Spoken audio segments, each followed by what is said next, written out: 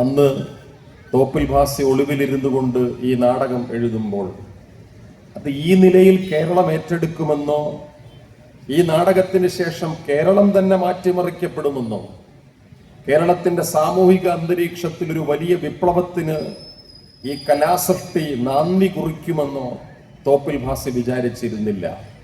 പക്ഷെ അദ്ദേഹം എഴുതിയ നാടകത്തെ ജനാർദ്ദനക്കുറുപ്പും രാജശേഖരൻ നായരും കൂടി പുനലൂരിലെ അവരുടെ ഒരു കെട്ടിടത്തിലിരുന്ന് വെട്ടിത്തിരുത്തിയതിൻ്റെ സൃഷ്ടിയാണ് നമ്മൾ ഈ കാണുന്നത്.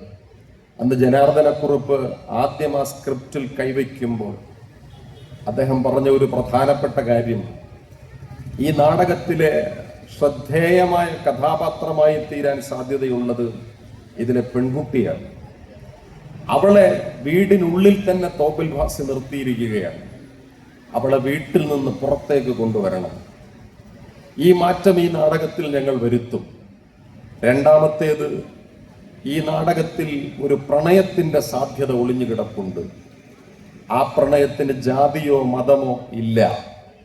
ഈ രണ്ട് കാര്യങ്ങൾ കൂടി സാക്ഷാത്കരിച്ചുകൊണ്ടാണ് ഈ നാടകം പൊതുജനങ്ങൾക്ക് മുന്നിലേക്ക് എത്തിച്ചേരുക എന്നും ഈ നാടകം കയ്യിലെന്തുമ്പോൾ അതിൻ്റെ ഏറ്റവും ഒടുവിലെ രംഗത്തിൽ ആ കൊടിയങ്ങ് താടാ മക്കളെ എന്ന് ഒരു തകർന്നു പോയ ഫ്യൂഡലിസ്റ്റിന്റെ എല്ലാവിധമായ മനോവിഷമത്തോടുകൂടിയും ഇതിലെ പ്രായമുള്ള കഥാപാത്രം പരമപിള്ള പറഞ്ഞവസാനിപ്പിക്കുമ്പോൾ ആ കൊടി കേരളത്തിന്റെ ചരിത്രം ഏറ്റെടുക്കാൻ പോവുകയാണ് എന്ന് ജനാർദ്ദനക്കുറുപ്പിനോ രാജശേഖരൻ നായർക്കോ പോലും ഉറപ്പുണ്ടായിരുന്നില്ല.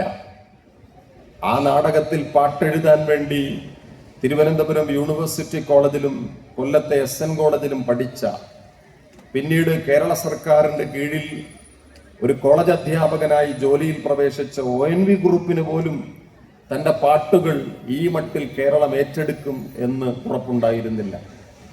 പറവൂർ ദേവരാജന് അദ്ദേഹം കൊടുക്കുന്ന മ്യൂസിക് ഈ നാടകത്തിൽ നിന്ന് വളർന്ന് അനന്തര തലമുറകൾ ഏറ്റെടുക്കുമെന്ന കാര്യത്തിൽ ഉറപ്പുണ്ടായിരുന്നില്ല.